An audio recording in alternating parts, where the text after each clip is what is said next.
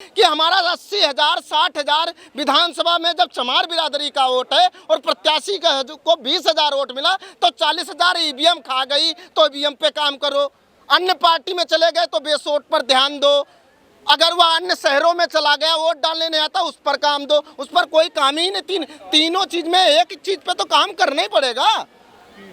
जब base vote तो संभल नहीं पा रहा और हम चले कि पीएम बना देंगे। सर मुझे ये बताइए, दलितों के दम पे क्या आप सरकार बना सकते हो कभी? बहुजन मूल निवासी के दम पर सरकार बनी थी और तब भी बनी थी, आज भी बनी। आज गाँव में चले जाइए 1% जो है समर्ण का वोट नहीं मिलता, ये सत्य है।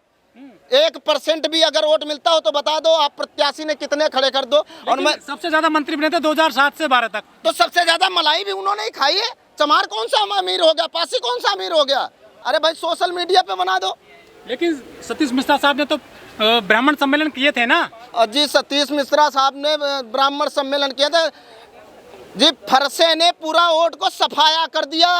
फरसे ने पहले हाथी हुआ गणेश और फिर हो गया ब्रह्मा महेश, अब किसे परशुराम जी के फरसे ने पूरा वोट का सफाया कर दिया। श्री कांसी राम जी,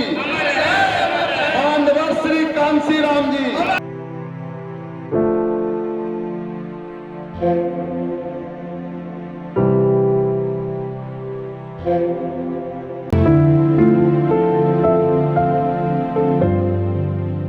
हाँ, दलित वोट सपा को गया इसलिए कि बहुजन समाज पार्टी के जो कार्यकर्ता हैं वह जमीन पे जाते ही नहीं।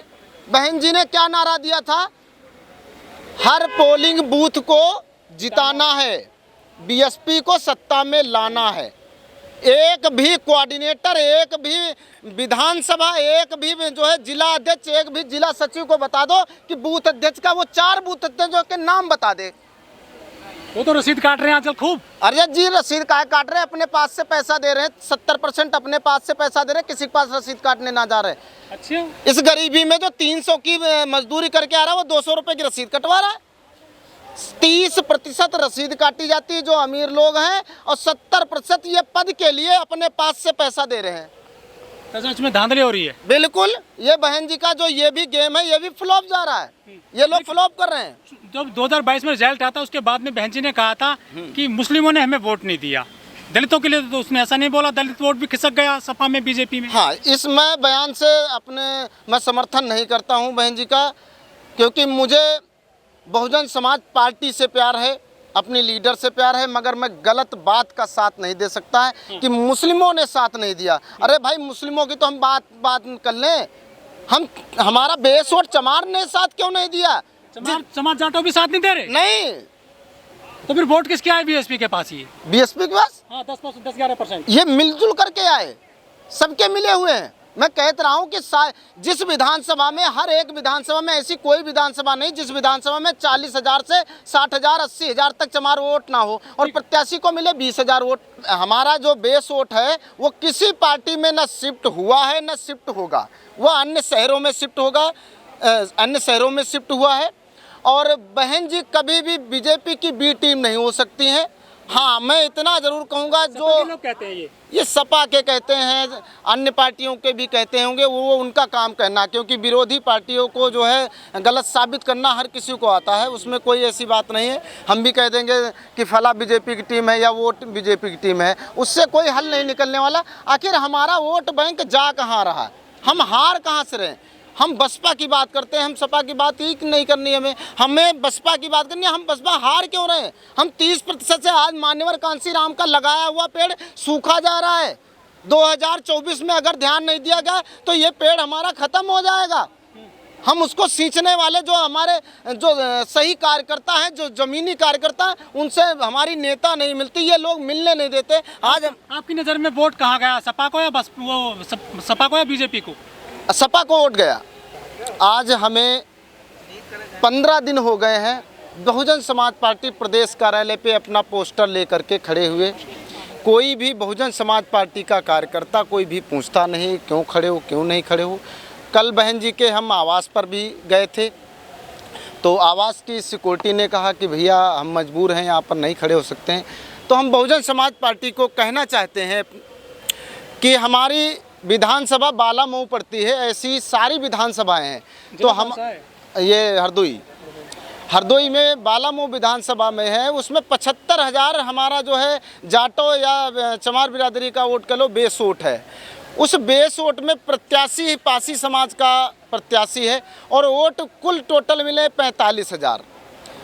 तो हम बात करते हैं सर्व समाज की, हम बात करते हैं अन्य समाज को जोड़ने की, तो हाँ ओबीसी की सर्व समाज उसी में आ जाता है।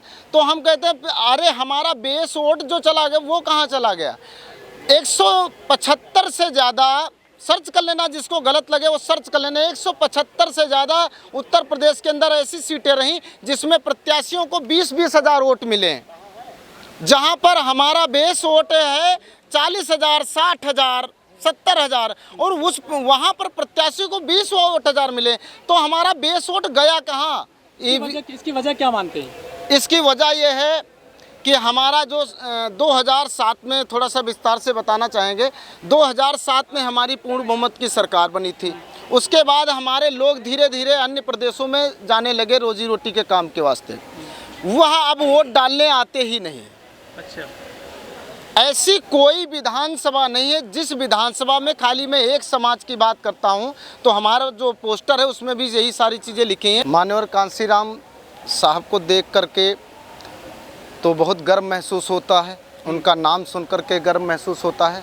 मगर आज जो बहुजन समाज पार्टी में कार्य हो रहे हैं, जो कार्यकर्ता कर रहे हैं, उनसे हम बड़ा दुखी हैं। कैसे काम कर रहे हैं?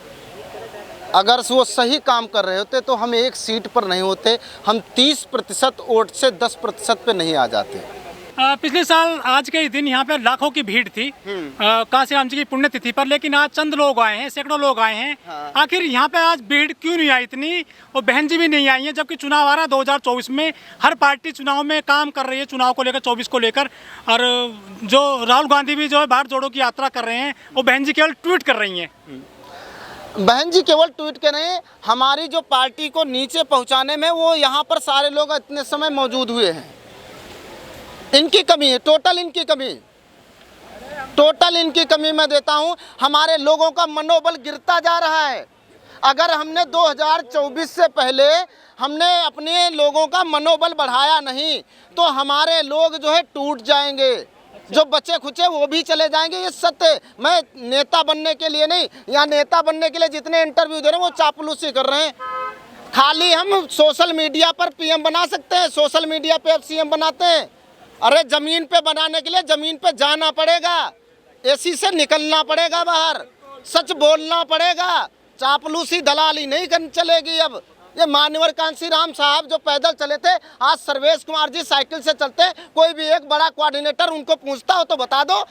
नहीं, जो सर्वेश कुमार जी साइकिल से चल रहे हैं, उनको कोई कौन से कार्यकर्ता उनको पूछते हो, हमको बता दो। आज हम 15 दिन से बहुजन समाज पार्टी कार्यालय पे बैठा हूँ, मैं भूखा नंगा वहाँ पर रहता हूँ, पोस्टर लेकर के बैठता हूँ। एक भी कार्यकर्ता क्यों नहीं पूछता आखिर क्यों बैठे हो, क्या आपका संदेश है।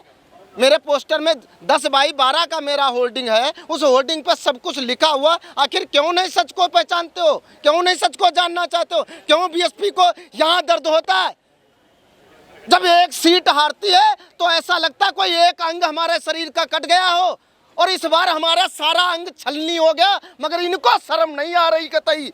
अभी भी इनके अंदर इतना घमंड, इतना एटीट्यूड भरा हुआ है, अभी भी ये सीधे मुंह बात नहीं करते। ये कार्यक्रम फ्लॉप हो गया, फ्लॉप। अगर यही मंच नीचे लगाते, लोगों को बैठने की व्यवस्था होती। अरे तुम्हारे मालने पर से हम तुम्हें नहीं देखने आए, तुम्हें हम देखना भी नहीं चाहते। हम अपने मान्यवर कांसीराम साहब की आए, जिन्होंने हमको जगाया था, हम उनके लिए आए। तुम्हें नहीं देखना चाहते, तुम जुड़ना ही नहीं चाहते हो लोगों से। पार्टी में पदाधिकारियों की तो बहुत अहमियत होती है। अरे अहमियत तभी तो हम बैठे हैं 15 दिन से मैं बहन जी से मिलने के लिए, कि मेरी सच्ची बात बहन जी तक पहुँचे। क्यों नहीं आखिर सच्ची बात मेरी बहन जी तक पहुँच रही।